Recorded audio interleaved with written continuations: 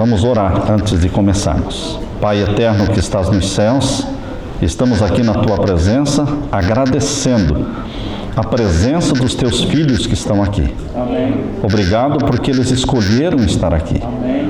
Foram movidos pelo Espírito Santo. Ninguém veio aqui sem ser tocado pelo Espírito Santo, para que pudessem escolher essa boa parte de estar aos Teus pés. Nós estamos aos Teus pés, juntos, aprendendo do Senhor. Derrama o Espírito Santo sobre nós. Responde os anseios que estão dentro de cada coração. Responde os pedidos que cada um tem. Alguns estão pedindo por emprego, outros estão pedindo por familiares que estão no Brasil, outros estão suplicando por enfermidades para que sejam curadas, outros estão suplicando por filho, por filha, por esposo, por marido, por problemas familiares. Outros estão pedindo ao Senhor fé, que o Senhor aumente a fé, que o Senhor conforte os corações, que o Senhor anime os desanimados, que o Senhor dê esperança para aqueles que já perderam a esperança, que o Senhor levante aqueles que estão caídos. Pai eterno, que o Senhor faça por cada um que aqui está aquilo que só o Senhor sabe, porque só o Senhor lê o coração. O Senhor sabe das necessidades. O Senhor sabe se alguém aqui chorou muito. O Senhor sabe se alguém veio triste para aqui. Eu quero que o Senhor venha alegrar o coração. Amém. Encher o coração de conforto, de paz, de confiança, de esperança. Que todos se sintam na Tua presença, abençoados. Pois é em nome de Jesus que pedimos. Amém. Queridos, abram a Bíblia em Salmos 133. Salmo 133 e vamos ler o verso 1. Salmo 133 e o verso 1.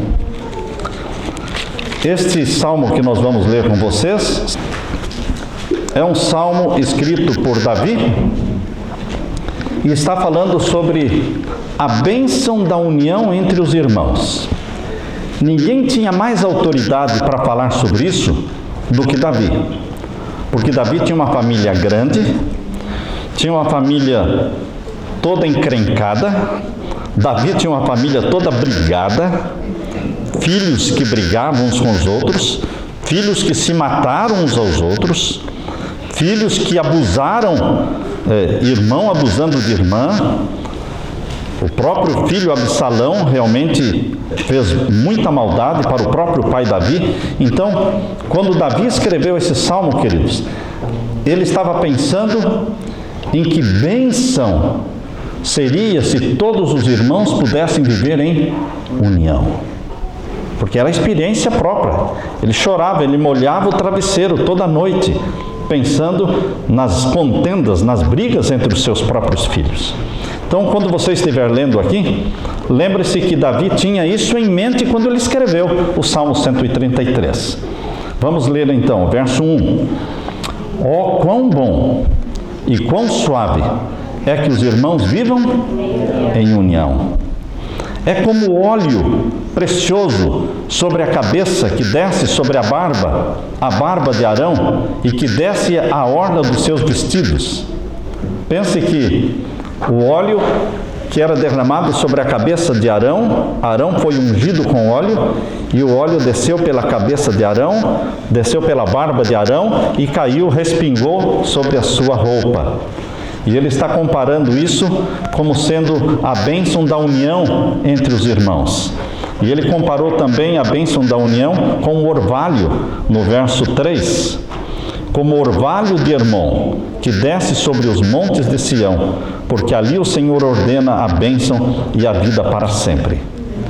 Davi, queridos, por experiência própria, conhecia a tristeza e a amargura de uma família dividida. Com o coração partido, Davi tomou conhecimento de que Aminon, o seu filho Aminon, tinha abusado da sua própria irmã Tamar. E além de abusar dela, jogou-a para fora, fechou a porta, desprezou-a. Tamar era filha do mesmo pai, mas não filha da mesma mãe, porque Davi tinha várias mulheres, então ele tinha filhos com diferentes esposas. Absalão era irmão de Tamar, filho da mesma mãe de Tamar. E ele soube o que Amnon tinha feito para sua própria irmã. E ele jurou que ia matar Amnon. E matou Amnon. Que tristeza no coração de Davi, quando ele soube disso que aconteceu. E a desgraça continuou, irmãos. Às vezes as pessoas pensam, Deus perdoa? Deus perdoa. Então vamos pecar, porque Deus perdoa. Queridos, não compensa pecar. Não compensa. É bom que você tenha em mente que Deus perdoa. Mas não é bom que você tenha em mente que vale a pena pecar, porque não vale a pena pecar. Porque quando Deus perdoa, Deus não anula as consequências. As consequências dos nossos atos permanecem. Se eu fumo 20, 30, 40 anos fumando, e aí descubro que faz mal para a minha saúde, peço perdão a Deus, Deus perdoa, você está perdoado, mas ainda você pode morrer de um problema de enfisema pulmonar, ou de câncer, ou qualquer outra doença, porque as consequências permanecem. O caso do pecado de Davi, quando ele adulterou com a esposa de Urias, o Eteu, quando ele teve um caso com Batseba e matou o próprio marido para ficar com a esposa, vejam o que Davi fez. Deus o perdoou porque ele se arrependeu do pecado. E Deus disse, está perdoado o teu pecado. Mas ele perdeu o respeito dos filhos. Os filhos agora começaram a olhar para Davi como uma pessoa que não merecia o respeito. Ele perdeu a credibilidade. E aí os próprios irmãos começaram a fazer coisas erradas e Davi agora não tinha forças para chegar e o quê? Corrigir, chamar atenção. Então a família de Davi virou toda uma briga só. E por isso ele escreveu, queridos, quão bom e quão suave é que os irmãos vivam em união. Jesus traz união. Satanás traz divisão. Pensem sempre. Se você está unindo pessoas, você está sendo usado por Jesus. Se você está separando pessoas, você está sendo usado por quem? Por Satanás. E é tão fácil separar pessoas.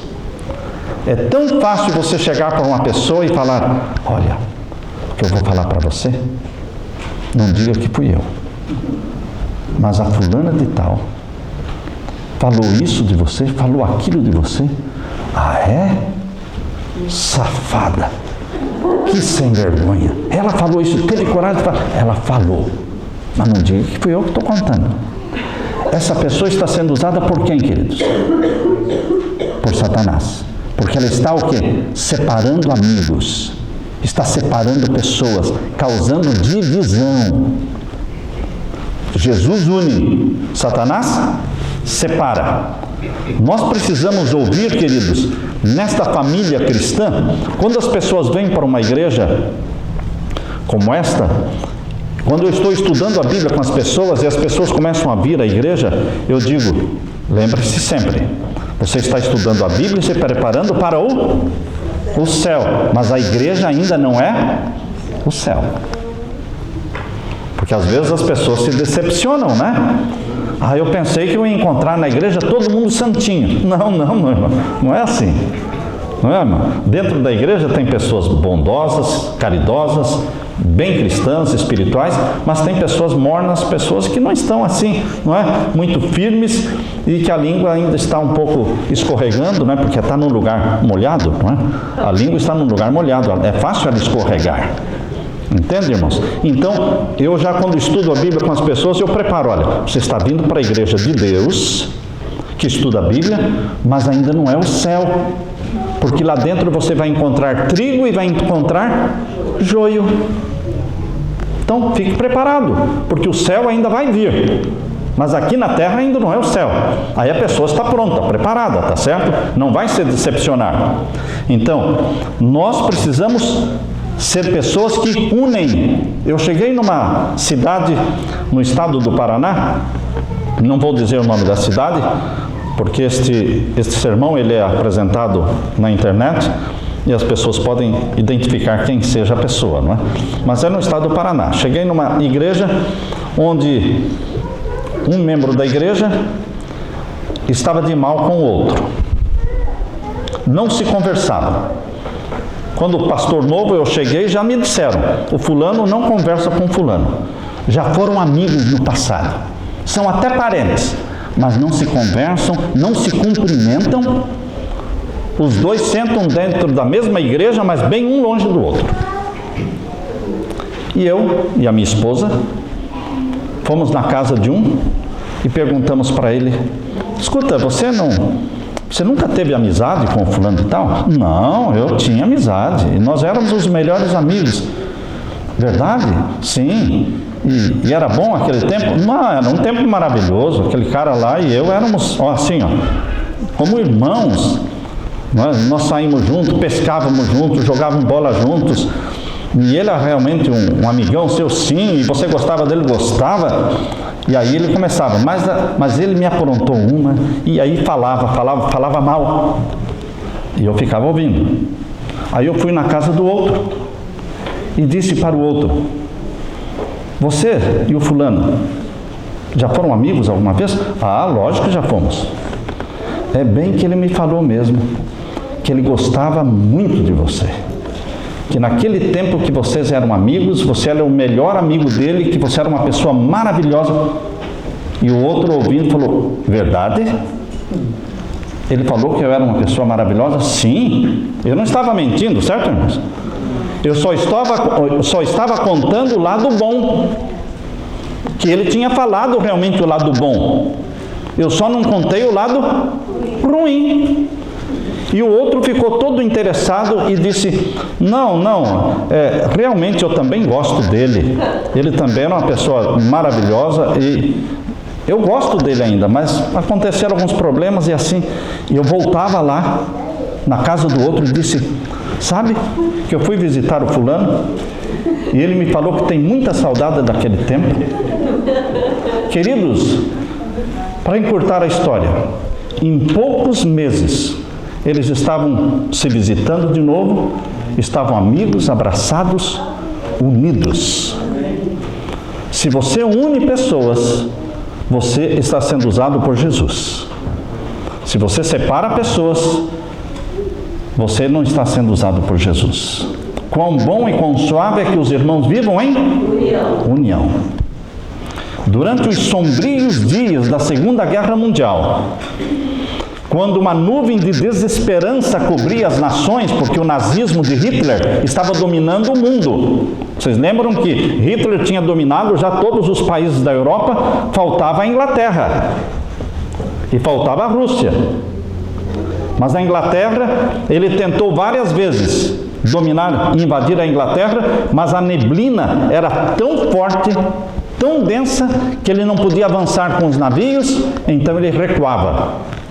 Quando ele planejava atacar a Inglaterra, a neblina novamente fechava tudo. Então, ele estava sendo impedido pelo próprio Deus, pela própria natureza. Assim como aconteceu na Rússia. Quem dominou e quem derrotou Hitler na Rússia não foi ninguém a não ser o general chamado Inverno. O general Inverno derrotou Hitler na Rússia. Foram as forças da natureza que Deus usou para que ele não dominasse o mundo todo. E naquele tempo em que ele estava ameaçando tomar a Inglaterra e dominar a Inglaterra, surgiu ali um homem chamado Winston Churchill. Se você colocar no Google Winston Churchill, primeiro-ministro da Inglaterra, o homem mais eloquente em falar, com um discurso mais eloquente, com palavras mais convincentes do século XX. Ninguém foi tão eloquente como Winston Churchill. Ele escrevia seus... Agora foi feito um filme de Churchill. Não sei se vocês já assistiram, um filme novo que está aí. Vale a pena assistir. A história de como ele foi escolhido para primeiro-ministro e como é que ele preparava os discursos dele. Preparava os discursos como um pastor prepara um sermão. palavra por palavra. O meu é tudo palavra por palavra, ponto por ponto, vírgula por vírgula, tudo ensaiado. E ele ainda olhava no espelho e treinava em cima, na frente do espelho. Ninguém acreditava nele. Mas quando ele começou a falar, ele começou o que? A convencer. E vejam a mais famosa frase de Churchill. Esta foi uma frase dele que ficou na história. Ele disse assim: somos tão poucos e nossos inimigos são tantos. Nosso ideal é tão grande que não podemos permitir que disputas irrelevantes minem nossa unidade e debilitem o poder da nossa mensagem. Porque os ingleses estavam divididos, estavam querendo aceitar o domínio de Hitler, estavam se submetendo a Hitler. A maioria queria se submeter, fazer acordo. E Churchill, não queria fazer acordo com o nazismo, porque eles seriam escravizados pelo nazismo. E ele disse: nós somos tão poucos, nossos inimigos são tantos, e o nosso ideal é tão grande, que não podemos permitir que disputas irrelevantes minem nossa unidade e debilitem o poder da nossa mensagem. Queridos, esta frase de Churchill, eu parafraseio, eu quero usar esta mesma frase para aplicar para a Igreja de Deus. E eu diria assim: nós como povo de Deus, e é bom saber que Churchill venceu, não é? Venceu. Hitler caiu e Churchill segurou a Inglaterra vitoriosa. Fez um milagre que contou com a bênção de Deus. Mas sobre a Igreja de Deus, que às vezes estão assim meio divididos, vamos dizer assim: nós como povo de Deus somos tão pouquinhos, o mundo lá fora é tão grande e nós somos tão pouquinhos, e a missão que Deus nos deu de evangelizar o mundo é tão grande, que nós não podemos permitir que pequenas diferenças entre eu e você, entre pessoas e pessoas, venham o quê? Minar a nossa unidade e debilitar o poder da nossa pregação. Pessoas estão morrendo lá fora sem Jesus e nós aqui discutindo a cor do carpete. Entendeu o que acontece às vezes na igreja? As pessoas morrendo sem Jesus e outros discutindo a cor que vão colocar na parede da igreja. Não, queridos, nós não podemos ficar discutindo coisas tão irrelevantes. Isso não está acontecendo aqui, eu só estou citando um exemplo, certo? Mas nós não podemos ficar brigando por coisas tão pequenas quando as pessoas estão morrendo sem Jesus lá fora, ou morrendo de fome sem ter o que comer. E nós temos a obrigação de levar a palavra de Deus a elas e nos unirmos para isso. Nós nos unimos para salvar. Nos unimos para salvar. E as diferenças? Deixa para lá as diferenças. Vamos nos unir no principal. E qual é o principal? Salvar pessoas, prepará-las para a volta de Jesus, abrir a Bíblia para elas. E as diferenças? Deixa de lado. O que você faz quando você vai comer uma carne de peixe? Quando você vai comer carne de peixe, se você pode falar assim: não, eu não vou comer carne de peixe porque tem espinho. Não, as pessoas não deixam de comer a carne de peixe porque tem espinho. O que elas fazem? Tira o espinho, deixa o espinho de lado. A não ser que você queira comer o espinho, né? Não, mas geralmente as pessoas deixam o espinho de lado e comem o quê? A carne limpa. A mesma coisa. Deixa as diferençazinhas de lado e vivam daquilo que existe de bom em cada um. Deixem as diferenças. Queridos, isso vai nos fazer um povo o quê? Unido, forte, dentro das famílias. Irmãos e irmãs, pais e filhos, deixem de lado o quê? As diferenças. Respeitem os pensamentos diferentes. Nós temos que aprender a discordar com elegância. Olha, o seu ponto de vista é interessante. Eu não aprovo, não gosto desse ponto de vista seu, mas eu respeito e você tem todo o direito de pensar assim. Eu não penso assim, mas eu tenho respeito. E até admiro você porque você teve a coragem de expor o seu pensamento sabendo que é diferente do meu. Eu até respeito e admiro, porque tem pessoas que não têm a coragem de expor e ficam assim magoadas, quietinhas, não falam, mas não estão contentes. Por isso, queridos, Davi, o suave cantor de Israel, usou esta ilustração aqui em Salmo 133, verso 1, dizendo: ó quão bom e quão suave que os irmãos vivam em união. É como óleo descendo pela cabeça e pela barba de Arão. É como o orvalho de Hermon que desce sobre os montes de Sião. O amor de Jesus lança pontes sobre todos os abismos que nos separam e destrói todos os muros levantados. Construir muros não ajuda. Eu sei que o Trump está querendo construir muros. E o que é que o Papa disse para ele? Precisamos de pessoas que construam pontes. Muro já tem muito, mas os muros separam, pontes conectam, unem. Um grande pregador chamado Charles Spurgeon, ele escreveu assim: porque nós somos redimidos por um só sangue, palavras de Charles Spurgeon, porque nós somos redimidos por um só sangue, somos participantes da mesma vida, alimentamo-nos do mesmo pão celestial, estamos unidos pela mesma cabeça vivente, que é Jesus, buscamos os mesmos fins, amamos o mesmo Pai celestial, somos herdeiros das mesmas promessas e habitaremos juntos para sempre no mesmo céu. Então temos que estar o quê? Unidos, porque nós estamos sonhando com o céu. Foi o que eu disse quarta-feira, sábado aqui à tarde. Sábado à tarde eu disse que quando uma pessoa expõe um pensamento diferente, nós estávamos falando sobre alguns assuntos, perguntas que eram feitas, e a pessoa diz: não, mas eu penso assim. Eu respeito, tudo bem. Você é meu irmão, a gente está indo para o céu juntos, eu respeito. Eu não penso igual a você, mas eu respeito.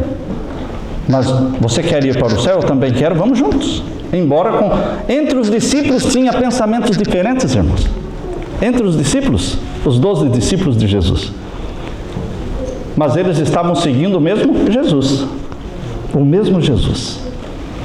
Vejam, só existe um céu, um Pai Celestial, existe só um Jesus, existe só uma família de Deus e teremos que viver juntos na eternidade.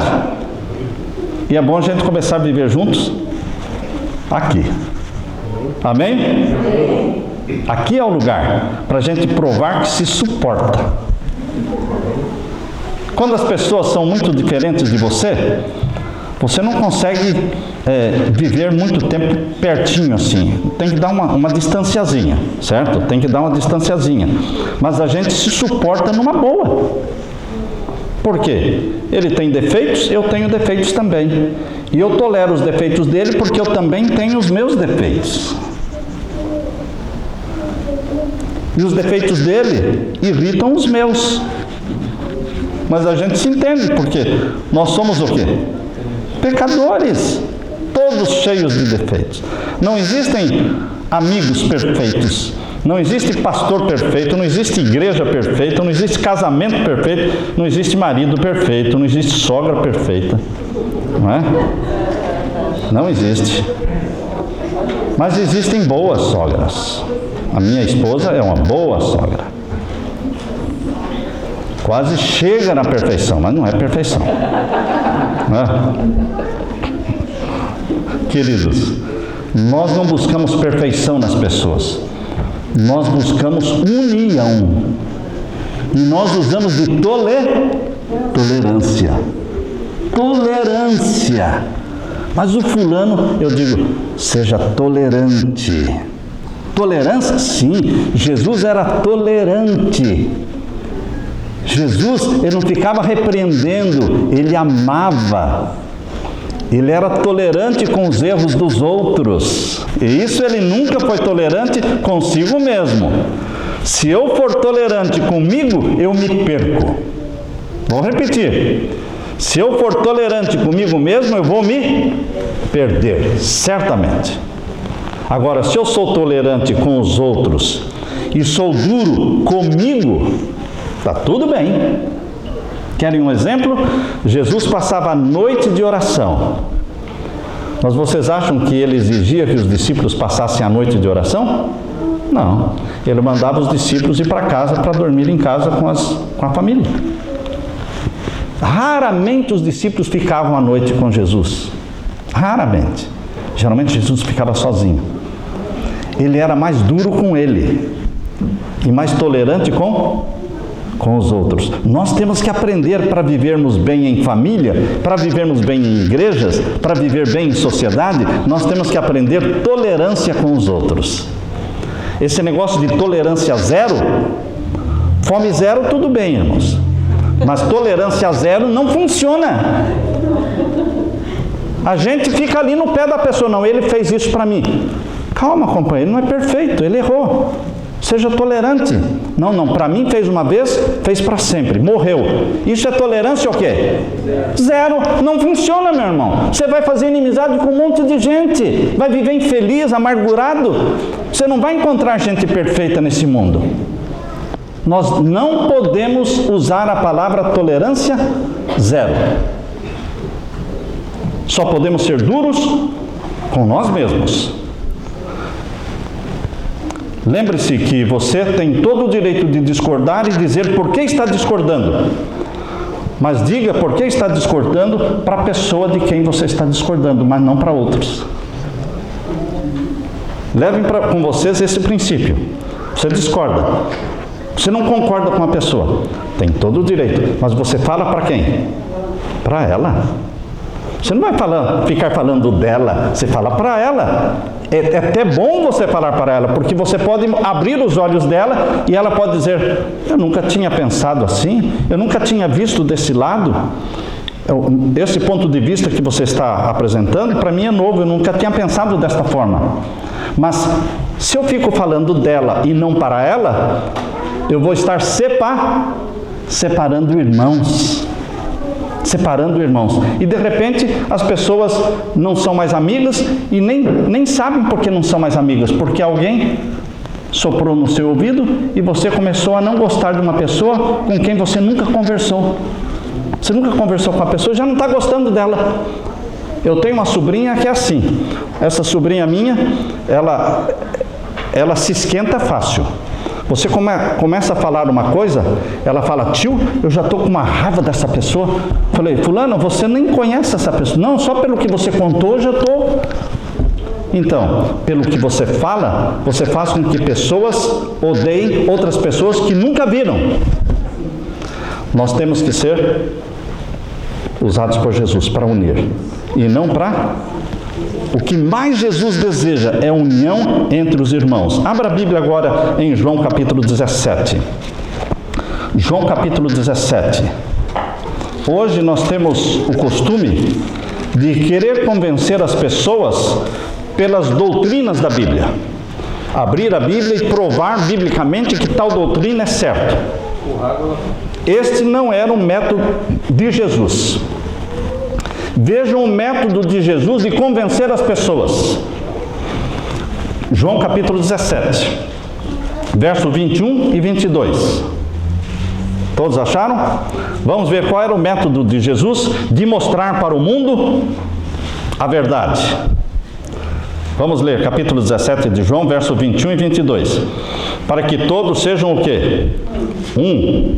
Como tu, ó Pai, o és em mim, e eu em ti, que também eles, ou seja, os membros, os meus discípulos, os meus irmãos, sejam também o quê? Um em nós, para que o mundo creia que tu me enviaste. Quando é que o mundo vai crer que Jesus Cristo é o Salvador do mundo? Quando o mundo observar união entre os irmãos de Cristo. Se o mundo não percebe que existe união, o mundo diz, eu não quero isso aí. Eu não quero, você vive brigado, você fala mal de todo mundo. Não, eu não quero isso para mim. Porque isso não atrai. No primeiro século, a história conta que no primeiro século, os pagãos, porque o Império Romano era dominado por uma religião pagã chamada mitraísmo, que adorava o sol. Mas os pagãos observavam os cristãos, como é que eles comiam juntos, como é que eles vendiam suas propriedades. Diz em Atos capítulo 1, capítulo 2, conta como, em Atos dos Apóstolos, conta como os apóstolos e os membros da igreja cristã primitiva vendiam suas propriedades e distribuíam dinheiro para que ninguém passasse fome. E os pagãos observavam isso e diziam: vejam como eles se amam. É isso que atraía, isso fez com que pagãos aos milhares se convertessem, porque eles se amavam. O amor atrai. Vejam como eles se amam, como existe caridade, como existe assistência social. Um estende a mão para o outro. Eles não estão estendendo o dedo, eles estão estendendo o quê? A mão. Que bênção, queridos! Uma forma de atrair as pessoas. E aqui diz que no Canadá, uma menina de 3 anos se extraviou da casa dos seus pais. Os pais moravam perto de uma mata e a menina de 3 anos sumiu. Buscaram essa criança por 2 dias, buscas incessantes. 2 dias buscando a menina. Um grupo de homens e mulheres se dividiram, um foi para cá, outro foi para lá, e foram procurando, vasculhando a mata, tentando descobrir a meninazinha. 2 dias de busca e nada acharam. E aí o líder do grupo disse: olha, não adianta continuar mais. Nós estamos cansados, há 2 dias sem dormir, estamos exaustos, vamos ter que parar a busca. E o pai da menina, com lágrimas, clamou: por favor, não parem. Vamos tentar mais uma vez. Por favor, vamos tentar mais uma vez. Só que desta vez vamos fazer diferente. Não vamos nos espalhar, cada um indo para cá, outro indo para lá. Não, vamos nos dar as mãos, vamos nos aproximar um do outro, ombro com ombro, segurando um na mão do outro, e vamos avançar pela mata, segurando um na mão do outro. A última tentativa. E começaram de mãos unidas, ombro com ombro. Dentro de poucos minutos, um homem gritou: para todo mundo, eu estou vendo aqui alguma coisa. No meio de um arbusto, de um mato, ele mexeu o mato e ali estava o corpo da menina. Infelizmente, ela já estava morta. Ele pegou o corpo da menina e colocou nos braços do pai, que em choro dizia: oh meu Deus, por que é que nós não nos demos as mãos antes? Por que não demos as mãos antes? Queridos, as pessoas lá fora estão morrendo sem Jesus. E nós precisamos dar as mãos. Ah, mas eu não gosto dele. Ninguém está pedindo para você gostar. Deus está pedindo para você amar. E há uma diferença entre gostar e amar. Gostar, você gosta de gente que tem afinidade com você.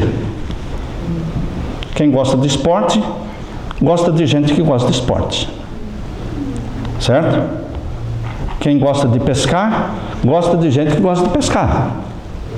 Tem alguma coisa errada nisso? Não, não tem nada errado, está tudo certo. Quem gosta de jogar bola, gosta de gente que gosta de jogar bola, porque eles conversam, têm afinidade um com o outro. Mas, queridos, Deus não quer que você goste, Deus quer que você ame. E quando você decide amar, você só precisa de Jesus. Porque quando nós amamos, não depende da pessoa ter afinidade comigo ou não. Eu amo porque amar não é um sentimento. Gostar é sentimento. Gostar é sentimento. Você gosta de pessoas assim como gosta de comida. Porque o sabor daquela comida te agrada, você gosta. Se não agradasse, você não gostaria. Porque tais pessoas te agradam, você gosta. Se não te agradasse, você não gostaria. Porque gostar é sentimento. Mas amor não é sentimento. Amor é decisão. Eu decido amar uma pessoa. Ela seja feia ou bonita. Mesmo ela tendo falado mal de mim. Mas eu decido amar esta pessoa, orar por ela. E me prontificar em ajudá-la se ela precisar. Aqui está o meu telefone, se você precisar, é só me chamar. Ela vai ficar pensando: o que aconteceu? Eu falei mal dele? Eu critiquei, eu caluniei? E ele disse, me deu o telefone dizendo: se você precisar de mim, pode me chamar. Estou disposto a te ajudar. Estou orando por você. Você não precisa gostar. Quando você encontra uma pessoa que fala mal de todo mundo, tem pessoas que têm vícios, não é? Tem o vício de bebida alcoólica, vício de fumar, vício disso, mas tem o vício também do mexerico, né? Tem o vício, a pessoa não consegue, a boquinha, ou bocona, né? Queridos, e todo lugar tem pessoas com problemas, fraquezas diferentes. Você não consegue gostar da pessoa assim, mas você consegue amar. Porque quantas vezes eu cheguei na igreja, a gente chega e a gente... E aquela pessoa, né? Mas vamos orar por ela. Orar. Porque ela quer se salvar. E eu quero me salvar. Eu vou orar por ela. Embora eu não goste do jeito dela. Eu não gosto do jeito dela. A maneira como ela fica falando, tentando descobrir segredos das pessoas e passando os segredos para os outros, dividindo amigos, mas vamos orar por ela. Por isso, queridos, é uma decisão amar. Amar essa pessoa, eu decido. Decide em oração. E na oração a gente fala, Senhor, eu não gosto do fulano ou da fulana. O Senhor sabe disso. Não estou sendo falso. O Senhor sabe que eu não gosto. Mas eu quero amar. E eu estou decidindo amar. O Senhor me ajude a amar. A orar por essa pessoa. Porque eu quero união e não quero separação. Ó, quão bom e quão suave que os irmãos vivam em união, queridos. Em favor dos milhares que morrem perdidos cada dia, sem conhecerem Jesus, deveríamos juntar as nossas mãos, esquecendo as pequenas diferenças, pois a missão nossa é muito maior do que as nossas diferenças. Gravem esta frase: a nossa missão é muito maior do que as nossas diferenças. Evangelizar o mundo, salvar almas. E eu quero terminar lendo com vocês Romanos capítulo 12. Romanos capítulo 12, o verso 9 em diante. Abra sua Bíblia. Em Romanos capítulo 12, verso 9 em diante. São conselhos que Paulo está dando para mim e para você. Capítulo 12 de Romanos, versos 9 em diante. Todos acharam? Vamos ler. O amor seja não fingido. Ame de verdade. A pessoa está precisando, ajude. Mas ela não agrada a você, mas ela está em necessidade. O bem que você fizer a essa pessoa que não te agrada, tem muito mais valor do que o bem que você faz por uma pessoa que é amigo íntimo seu. Ora, por isso que eu digo assim, a oração que uma nora faz pela sogra tem muito mais valor, não é? Entende? É verdade isso. Esses dias alguém estava dizendo, pastor, ore pela minha sogra que ela foi tirar o visto, ela está vindo para nos visitar e nós estamos orando e eu quero que o senhor ore também. Eu falei, ela vai ganhar o visto. O genro está orando pela sogra, isso já é uma grande bênção, não é mesmo, queridos? Orar pelas pessoas. O amor seja não fingido. Aborreçam o quê? O mal. E apeguem-se ao bem. Amem-se cordialmente uns aos outros. Porque a ordem de Deus é que nos amássemos uns aos outros. E não que nos amassemos uns aos outros. Peguem essa ideia. Que nos amássemos, mas não que nos amassemos em críticas, em brigas. E aqui diz o verso, em amor fraternal, preferindo-vos em honra uns aos outros. Verso 11, não sejam vagarosos no cuidado, sejam fervorosos no espírito. O que é vagarosos no cuidado? A pessoa está passando necessidade e você não toma conhecimento. A pessoa está morrendo e você não está nem aí. Chega depois.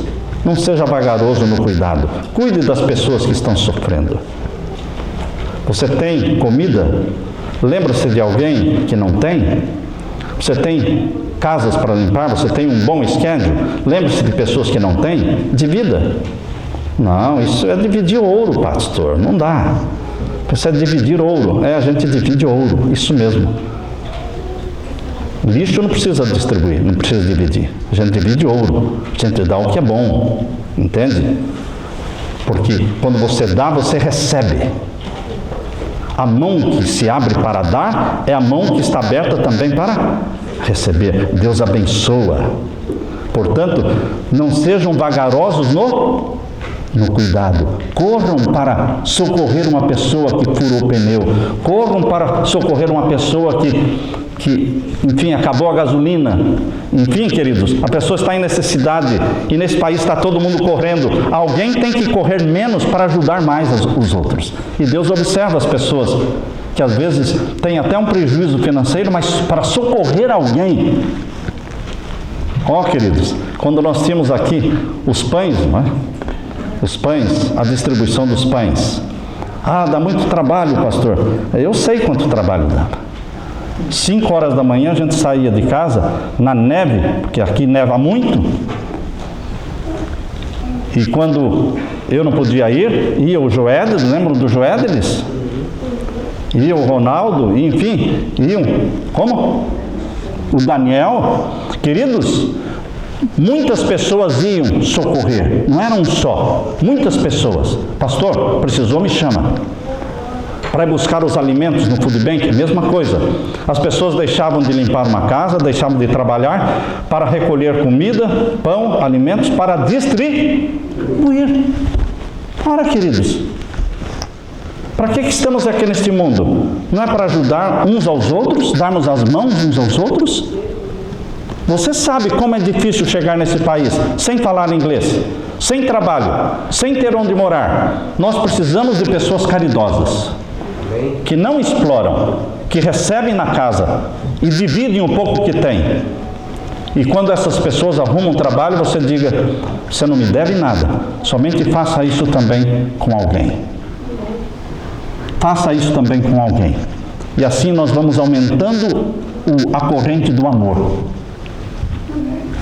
E diz aqui o verso 12, e esse verso a minha esposa me deu. E ai de mim se eu não ler esse verso. Estou brincando. Mas a minha esposa, fazendo o ano bíblico dela, ela disse: Samuel, você já prestou atenção nesse capítulo 12, verso 12? Diz aqui: alegrem-se na esperança. Cristão não é para ser triste, meu irmão. Pessoa triste não atrai. O que atrai é a gente alegre, sorridente. As crianças gostam de gente alegre. Por isso Jesus era alegre, porque as crianças gostavam de vir no colo de Jesus. Há pessoas que dizem que Jesus era um semblante triste, que não sorria.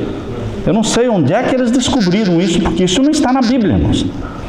Porque Jesus era uma pessoa alegre, as crianças corriam para o colo dele. Criança não corre para o colo de alguém com cara fechada, carrancuda. Jesus abraçava as pessoas, beijava as pessoas. Alegre-se na esperança. Só o cristão que ama Jesus tem motivo de ser alegre. Por quê? Porque só ele tem esperança. Esperança de quê? Da volta de Jesus. Vocês sabem que morreram 6 milhões de judeus nos campos de concentração lá na Europa. E desses 6 milhões que morreram, muitos outros judeus sobreviveram por causa desta palavrinha esperança. Fazendo uma entrevista com pessoas que sobreviveram do Holocausto, uma delas disse: nós sobrevivemos porque nós tínhamos esperança de sair dali. Esperança de que a guerra ia acabar. Esperança de que a libertação ia chegar. Isso nos deu força para continuar vivendo. Esperança te dá força para viver. Sabem? A esperança da volta de Jesus te dá força para enfrentar as tribulações, as perseguições, as murmurações, as dificuldades. A esperança nos dá força. Alegre-se, portanto, na esperança. Nelson Mandela ficou 27 anos na cadeia. Nelson Mandela. E saiu vivo. E, queridos, enquanto ele estava na cadeia, ele teve, não sei se foi uma filha ou uma neta, e ele pediu para colocar o nome de Esperança. O nome. Porque aquilo era o que ele tinha, esperança de sair dali. A esperança nossa é a volta de Jesus. E o verso 13: comuniquem com os santos nas suas necessidades. Traduzindo isso aqui é o quê? Abra mão para ajudar os necessitados, certo? Sigam a hospitalidade. Gente, dentro da nossa casa, atrapalha todo o nosso programa. Eu sei que eu estou atrapalhando o programa todo da vida lá da Neuza, né, Neuza? Atrapalha, porque altera todo o programa da família ter um hóspede, pelo menos um casal assim, não é? Dentro de casa. Mas, queridos, sigam a hospitalidade. E o que mais? Além da hospitalidade, abençoem. Você pode abençoar as pessoas e não o quê? Abençoar os que vos perseguem. Abençoem e não amaldiçoem. Abençoem e não amaldiçoem. E o que mais que Paulo? Alegrem-se com os que se alegram e chorem com os que choram. Qual é o mais fácil? Chorar com os que choram ou se alegrar com os que se alegram? Você acha que se alegrar com os que se alegram é mais fácil? Todos nós somos chorões, irmãos. Quando a gente vê as pessoas chorando, o que a gente faz? A gente chora. Mas quando a gente vê uma pessoa feliz, porque vai casar, ela é noiva, vai para casar e você nem namorado tem.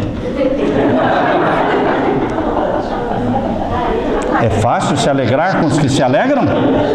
É fácil se alegrar com os que se alegram?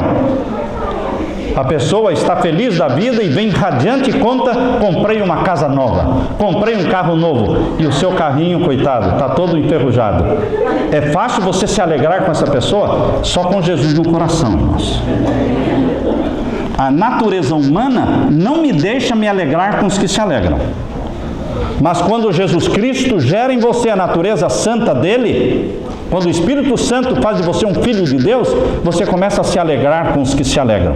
Porque ele passou no concurso, passou no vestibular, você reprovou, mas você está feliz porque ele passou. Você tem que aprender a se alegrar com os que se alegram, e não só chorar com os que choram. E o verso 16: sejam o quê? Unidos, unânimes. Não ambicionem coisas altas, mas se acomodem às coisas humildes. Não seja sábio em si mesmo. Não ache que você é o dono da verdade. Não. Seja humilde. E agora o verso 17: não torne o mal por mal. Sabe de alguém que falou mal de você, fez mal para você? Planeje fazer o bem intencionalmente. Posso contar uma experiênciazinha bem curta? Teve uma pessoa que me deu muito trabalho no Brasil. Falou muito mal de mim. Quando eu vim para os Estados Unidos, isso em 1997, eu encontrei a filha desta pessoa e eu fiz questão de ajudá-la. Fiz questão de passar uma importância de dinheiro para ela, porque ela estava necessitada. Dias depois, quando esta menina contou para mim, falou: olha, eu contei para o meu pai que você me ajudou aqui. Eu disse para ele o que você tinha feito por mim. Eu não sei porquê, mas ele chorou quando eu contei. Ela não sabia, mas ele tinha feito muito mal para mim. E quando ele ouviu que eu fiz o bem para a filha dele, fiz o que eu pude pela filha dele, aquilo tocou o coração dele. Queridos, não é pagar o mal com o mal. Descubra pessoas que fizeram mal, falaram mal de você, e planeje um jeito de fazer bem para essas pessoas. Isso trará bênção na sua vida e pode converter o coração da pessoa. Você está ensinando pelo exemplo. Por isso diz aqui, olha, estamos lendo o verso 17, não é? A ninguém torne o mal por mal, procurem as coisas honestas perante todos os homens. Verso 18: se for possível, quanto estiver em você, tenha paz com todos. Não se vingue. Estão vendo o verso 19 aí? Não se vingue. Vontade de se vingar, não. A vingança é de quem? É de Deus. Você não se vinga. Deixe nas mãos de Deus, mas não se vingue. E aqui o verso 20. Portanto, se o teu inimigo tiver fome, o que você tem que fazer? Dar de comer para ele. E se tiver sede, dar de beber para ele. Porque fazendo isto, você vai amontoar brasas de fogo sobre a sua cabeça. Não se deixe vencer pelo mal, mas vença o mal com o bem. Oh, quão bom e quão suave é que os irmãos vivam em união. Amém, irmãos? Que a graça do meu Jesus esteja com vocês. Aleluia. Aleluia.